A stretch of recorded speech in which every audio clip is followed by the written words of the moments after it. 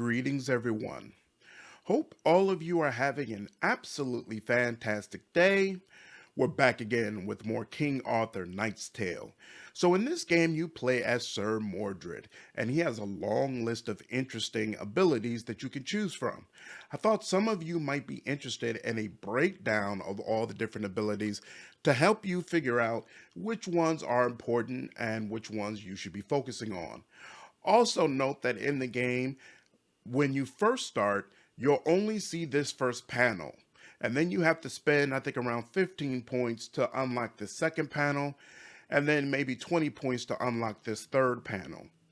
So by going through this, I hope to be able to help you plan out the builds so that you'll know what you're going to pick, even though you can't actually see them. All right, and with that being said, let's go ahead and get started. So going left from right, first up is Strike, which does 100% weapon damage to an adjacent enemy. This is essentially your basic attack. You absolutely want to level this up. It's what he's going to be doing 90% of the time. I found it useful to definitely get the increase in weapon damage, obviously. And then he's going to gain 1 AP for the first strike on each enemy in every turn, along with 1 AP when killing a unit with Strike. This is very useful because you can basically create a chain reaction where when you kill enemies, it's going to be able to allow you to attack again. So potentially he could take out 2, maybe 3 enemies with his turn alone in the right situation. I did not get the bleeding upgrade because, as I already mentioned in my tips video, bleeding doesn't work against everybody, but even more importantly, unlike champions, defenders don't get an ability that allows them to increase the damage that bleeding does. So I just don't think it's really a good investment for him. Next up is Shield Charge, monster ability. Monster ability, you should be picking this up first. So basically what it's going to allow him to do is run to an enemy and tackle them for 50% weapon damage. The reason why this is so powerful is if he doesn't have access to this, he has to use his action points to go across the same amount of terrain. So you see down below, it says the range is 2 to 6 squares. If you don't have this, you have to spend 6 action points walking across those squares, as opposed to just being able to click on this, have him run, and then you'll be able to use those action points to attack or do whatever else you want him to do. You absolutely want to pick this up ASAP. I got the weapon damage increase and then also increase the range by 2 tiles. So actually when you first get this, it only has a range of 2 to 4. You definitely want to increase that range. And then I do think it's worth it to go ahead and get the cooldown reduction. As far as whether or not you want to get momentum, which allows the cooldown to instantly reset if he kills a unit, I think that's very situational. It could be worth it if you purposefully choose enemies that you know are going to be very weak to melee attacks. So sometimes the archers are closer or the spellcasters are closer, and you might be able to use this on them. But I definitely find when I use it against melee units, it can knock them down, but it doesn't necessarily kill them on a regular basis. So you can kind of make a decision about whether or not this is actually worth it to you. Next up is Cast Stigma, which is going to cause 20% vulnerability for a particular target. Me personally, this isn't worth it long term. In the beginning, the first 5 or 6 levels, it is very useful because your party members that you have access to don't have good ways of putting vulnerability consistently on an enemy or setting them up for more damage. And so you being able to do that is actually helpful. There's also an upgrade that causes them to lose armor. So against those high armored enemies, you can go ahead and cast this and it'll take 4 armor off of that enemy automatically. Oh, and I'm sorry, I should mention that my guidance regarding all these abilities is based on a playthrough on normal. So a playthrough on hard or whatever that hardest difficulty is might be totally different. And it might be that this is going to be very, very useful to you. But for me personally, after around level 5, your party members are going to be able to set enemies up where they're going to take a lot more damage. And Mordred should more so be concerned with getting to the enemy and tanking properly. And therefore, I kind of respect him and didn't ended up taking off these upgrades. You do automatically get this, so you can put 20% vulnerability on a target whenever you want to, but I didn't bother with the upgrades. Next up is Unyielding, which allows you to regain 4 HP for each hit. You absolutely want this monster tanking ability. So the way this game works is Vitality is the actual points that decide whether or not you are going to die. Then Armor limits the amount of damage that enemies are able to actually do to you. And before they can get to your Vitality, they have to get through your hit points. All right, so basically, armor and hit points work hand in hand to protect your Vitality. Your hit points automatically fully recharge after every mission. Your Vitality doesn't. So if you end up taking a bunch of Vitality damage, you'll have to go to the hospital and sit there for a mission in order to be able to heal it. Also, if you take too much Vitality damage, it's going to cause injuries to your character. So hit points are very, very important as a tank. And to be able to automatically get more hit points every time you attack an enemy is definitely useful. Now, you also want to take that upgrade that's going to give you an additional 4 HP for each kill, and it's going to give you a 10% physical debuff resistance. So you definitely want a high physical debuff resist. It's going to help you with things like enemies trying to knock you down or knock you back, things of that nature. You do also have the upgrades for additional Vitality from accessories and trinkets, and more HP for armor sigils, but I personally prefer to just go ahead and get Robust, which is going to give me 10% for both. You could, of course, take both Robust and these upgrades, but I haven't found that to be necessary as of yet, so I just left it at that. And then finally, you have Strength, which is going to give you an additional 10% weapon damage. Of course, that's a no-brainer. You absolutely want to get that for him. There's also Vigilance, which is going to decrease the damage received from Overwatch attacks and opportunity attacks. I found this useless for them. Overwatch attacks from enemies are very, very rare, and even when they do them, usually it's either easy to avoid, or I just have Sir Mordred walk through it and he can tank it properly. As far as opportunity attacks, Sir Mordred, very rarely do I have him run away from being engaged with an enemy. So he does not take opportunity attacks because he's always going to just go ahead and face anybody who steps up to him. So I would say, at least on normal, this is not particularly useful for you. All right, now we're on the second panel. I would say you should make a choice between Cleave or Flurry. You've got other things you need to build up, so I personally wouldn't take both. But basically what each of them are going to allow you to do is hit multiple enemies. Cleave will hit enemies in a straight line, or at least 3 tiles that are bunched together. Whereas Flurry allows you to hit adjacent enemies, so they don't have to be in a straight line like Cleave. So you can decide which one you prefer.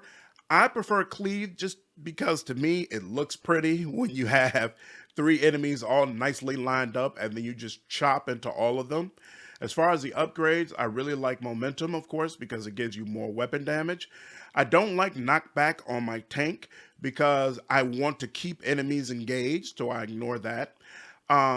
You could take Severing Blow, which gives an additional 20% weapon damage to the center of the cleave, but I find there's a lot of times where it's just 2 enemies and the center is empty. And so I just didn't feel like this upgrade was really worth it.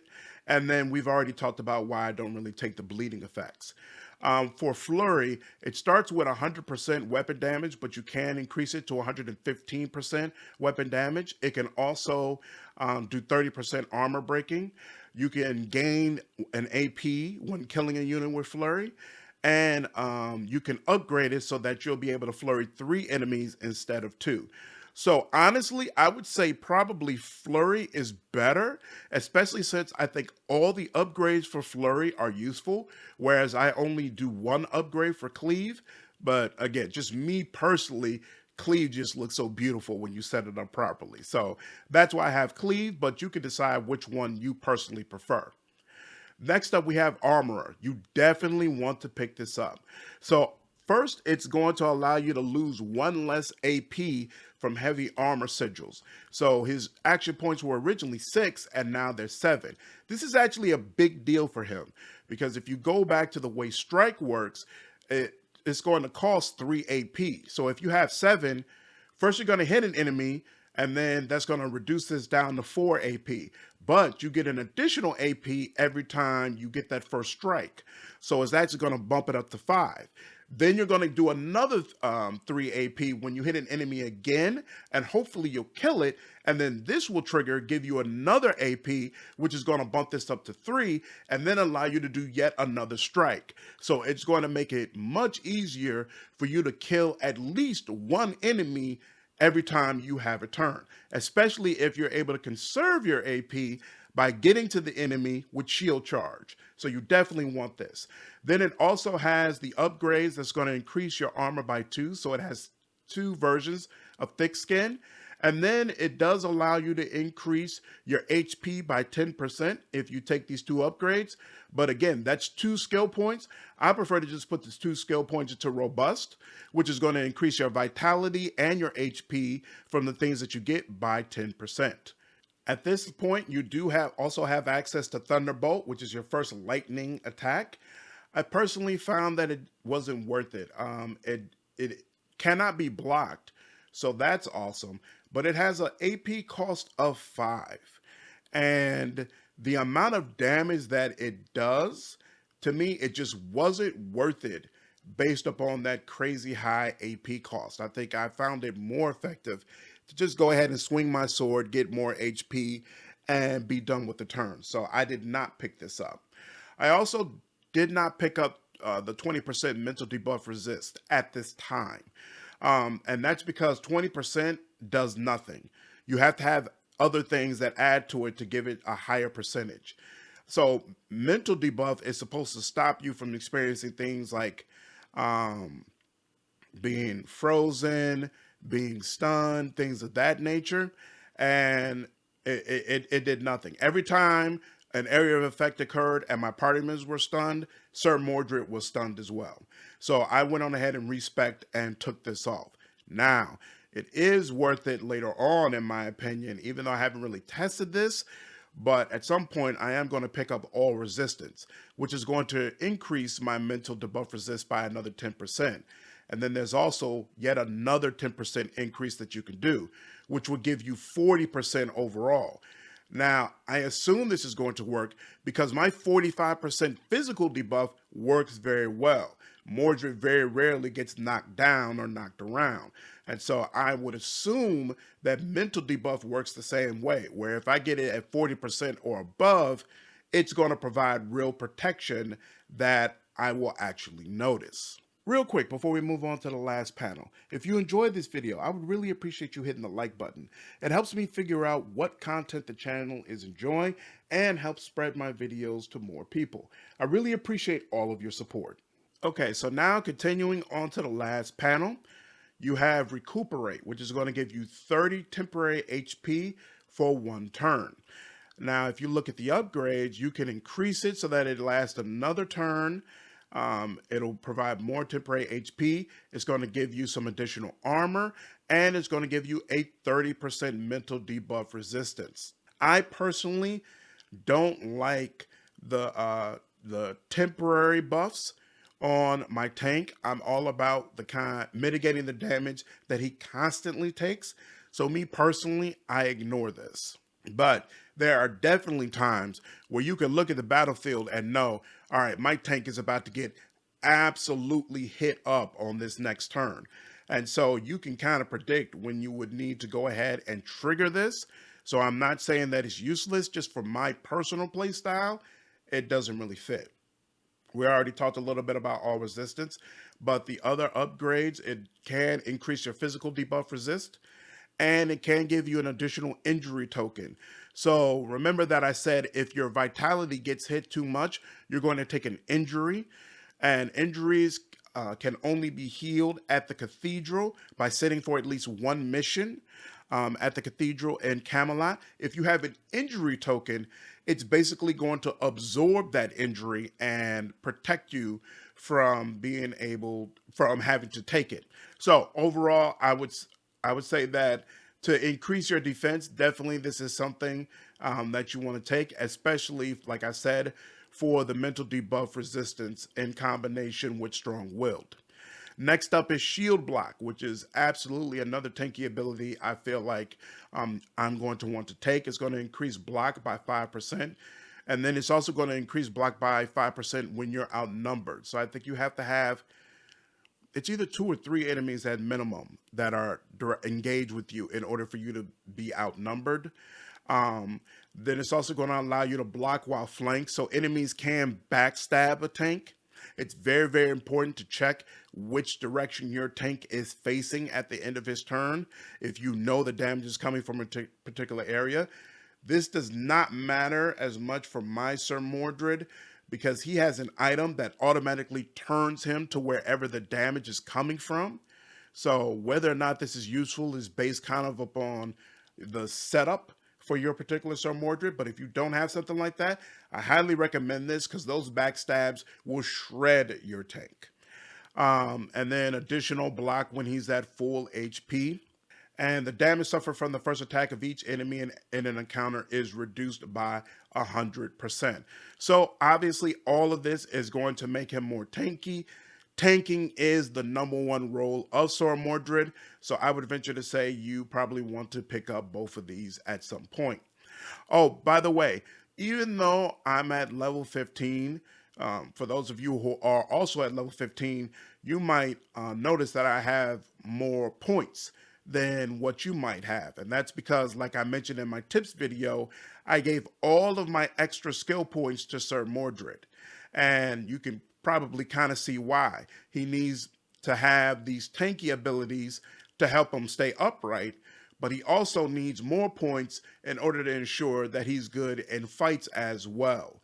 So I want to definitely reiterate, it takes a lot of points to pick all this up and make your Sir Mordred build proper. All right, next up, one of my favorite abilities in the game, Chain Lightning. This thing is amazing.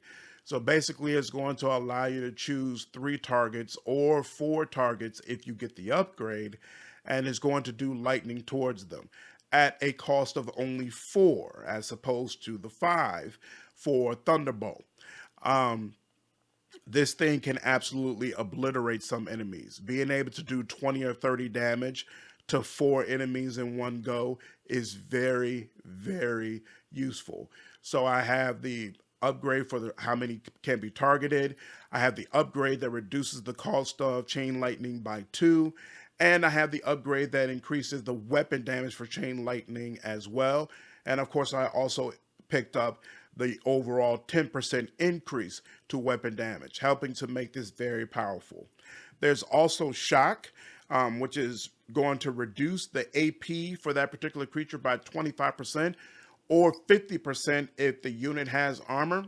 I really don't feel like it's worth it because when I use Chain Lightning, I'm either doing it on enemies that are going to be flat out killed, or I'm setting them up for the kill.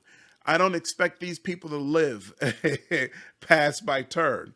So I find it not particularly useful to worry about how much AP they're going to have when their turn starts up.